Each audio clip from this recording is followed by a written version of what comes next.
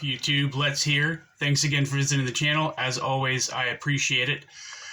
Today I'm doing a review on this beautiful knife. This is the Maserin AM-4. It's a knife I've never heard of before. Sent to me by a friend of mine on Instagram. If you would do me a favor and give him a follow. This is mine. I'm an idiot. Well, yeah, go to Instagram, follow me too. It's let's _ do it up at Instagram. Let's get the right one. Knife noob, knife _ noob, KNIFE _ NEWB. He has an awesome collection, a lot of knives, a lot of cool knives, cooler than mine, that's for sure. So please go to Instagram and give him a follow. All of these special knives that I have are all thanks to him. So that's really cool of him. Every once in a while he sends me a fresh set of knives to review, and then I review them and then I send them back to him. So again, I want to thank him. A lot of the success that the channel has had so far is mostly due to him. So I owe him a huge thank you. This particular knife, as I said, I've never heard of this company at all. This is an Italian company. This knife was designed by a gentleman named Attilio Maratti. I don't know if I'm saying that properly. I hope I am. But he designed some pretty beautiful knives that I've seen. I looked him up when I got this knife just to, see everything that they have to offer, and they've got a lot of cool knives from their company as well. This is made in Maniago, Italy, and it is absolutely a premium knife. They call it a premium gentleman's knife, although this guy is a little bit bigger, a little bit more aggressive than most gentleman knives that people would consider. But it's still a very stunning knife to look at. This is an awesome knife. So the overall length on this guy, if I recall correctly, is 8.625 inches. It's got a 3.75 inch blade with, it looks like right between 3.50 and 3.75 inches for the cutting edge. And the handle itself is 4.875 inches. Size comparison for this guy compared to the Rat Model 1. The Rat is going to be just a hair shorter than this guy. And the Rat 2 obviously is going to be quite a bit shorter than this guy. The Demco knives, the 8020S, I believe is again just about the same size. Might be the Demco 8020S is a little bit shorter than this one, and the 8020.5 is obviously going to be quite a bit shorter than this one is. And then compared to the Spyderco's, Spyderco Paramilitary 2 is going to be shorter by quite a bit. And the Para 3 is obviously going to be significantly shorter than this guy. Height, length, and thickness. Oops, sorry. All right, so the Paramilitary 2 is about the same length when it's closed. Maybe, again, a hair shorter. And the Para 3 is going to be quite a bit shorter than this guy. As far as thickness is concerned, this guy's going to be quite a bit thicker than the Para 3, but nowhere near as tall. So it's gonna sit nicely in the pocket, shouldn't give you too much trouble. All right. So again, you've got a premium blade here. This particular blade is M390, and it is a satin grind. And it's a little bit different than most Tantos. Usually Tantos are kind of hollow ground here, and then they're flat ground here. But this one is flat ground all the way around. It's got a swedge that carries out all the way to the tip of the knife, but still gives you quite a bit of thickness out towards the end, so that it gives you a little bit more substance out of the tip there, so it's not quite as delicate as, say, like the Paramilitary 2 or something like that at the tip. So very nice blade. You've got the Maserin label here. It says stainless steel M390 Italy. So that's a little bit of billboarding on the blade there, and then you've got the maker's mark back here. So there is quite a bit written on the blade, but that's okay. It's not like overpowering the blade, I don't think. For all those people who like their sterile blades, this would probably bother them a little bit, but that's not the end of the world. This guy, I'm not really sure how the hardware works. As you can see, this has a lot of hidden hardware. The hardware is covered up, including the pivot, by these inlays here, which are burlwood, I believe. Yeah, burlwood inlays, and they come in a bunch of different colors. There's red, there's green, there's yellow, there's orange. This one, I believe, is either red or brown with a little bit of orange mixed into it. Makes for a very handsome knife. And then you've got the carbon fiber here for the full scales on both sides, carbon fiber with burlwood inlays. So I don't know what kind of hardware we're looking at here. I've watched a few videos and I've looked it up on the site, but they don't actually tell you, what the underlying hardware is. So the only thing that you have showing here is 3 flathead screws, very small flathead screws on each side, keeping the inlays in place. This is working off of a stainless steel liner lock, which I thought at first that it was titanium, but it's the magnet reacts to it pretty well. So this is definitely stainless steel. The pocket clip as well is stainless steel, and you're not seeing a pocket clip here anywhere, but this guy has what's called the ghost pocket clip.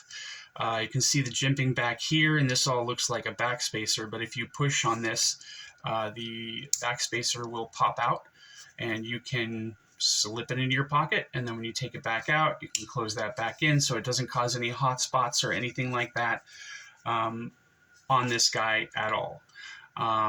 So that's pretty cool. I've never seen a knife like that before. I believe that, what's the name? The Rockwell knives have pocket clips that do kind of the same thing. I believe it's the same concept or the same mechanism that allows it to pop in and out like that. But I could be wrong. I'm not sure. I have never held or handled a Rockwell knife before. I believe Jared from Needs Knives just got a Higo 2 that has the pocket clip that does the same thing that this one does. So that's pretty neat. It's a little aspect of this knife that's pretty cool. You've got a very, very low profile flipper tab here, which works very well.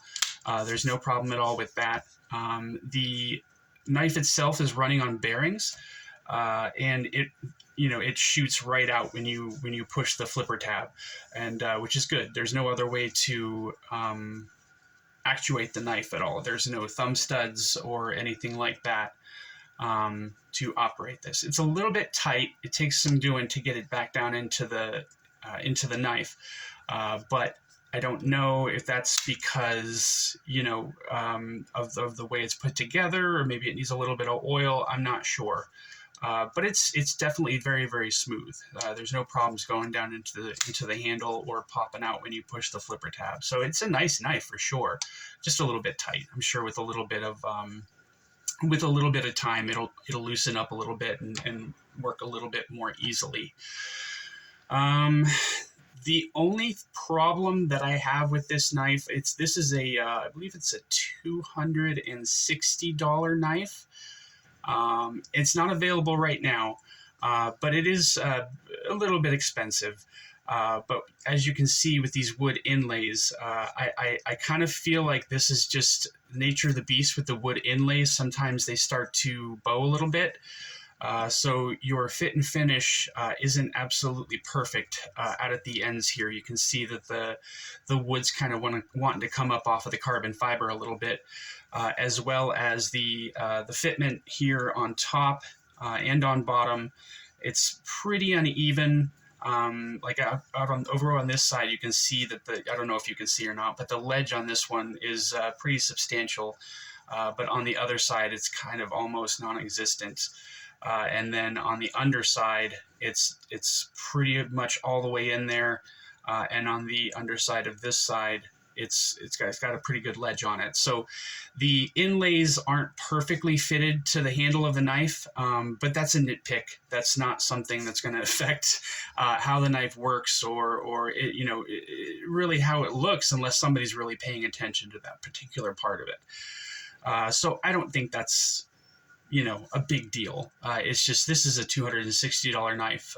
So maybe probably in the future they'll work out a way to make sure that these are fitted a little bit better, at least to the point where they're uniform all the way around and on both sides.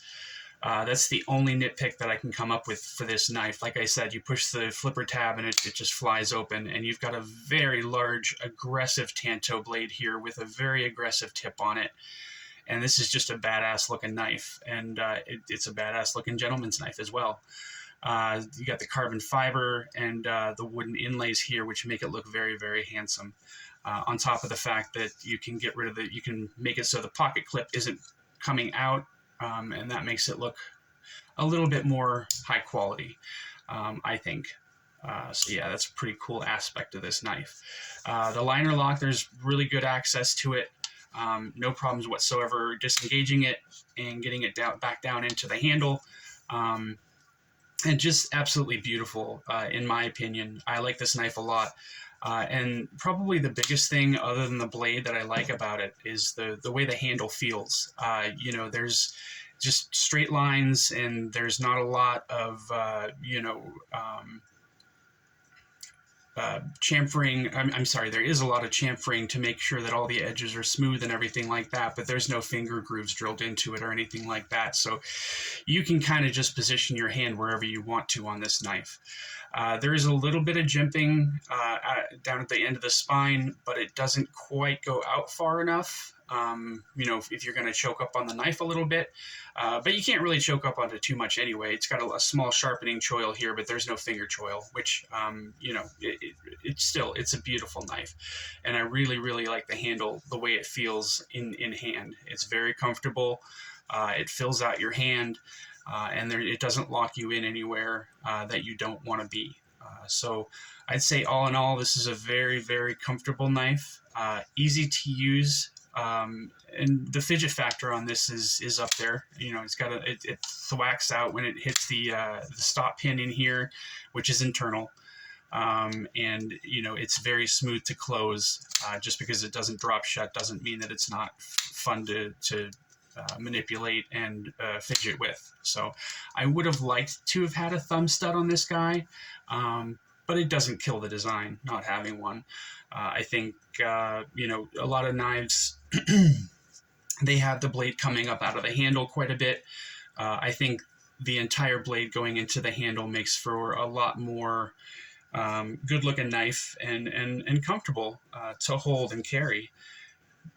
I've mentioned before with knives that have kind of pocket clips on the edge of the handle here instead of on the back of the handle. I'm not a huge fan of that, but when I was using the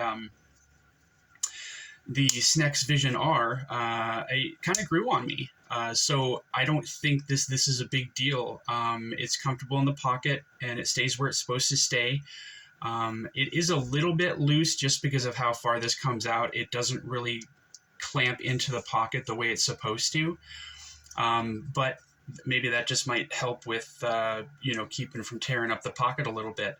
It doesn't make it so that this thing falls out of your pocket or anything like that. I kind of tried to make it fall out of my pocket. I was in the living room kind of just leaning over and bending and stuff like that and just trying to see if this thing would fall out of the pocket.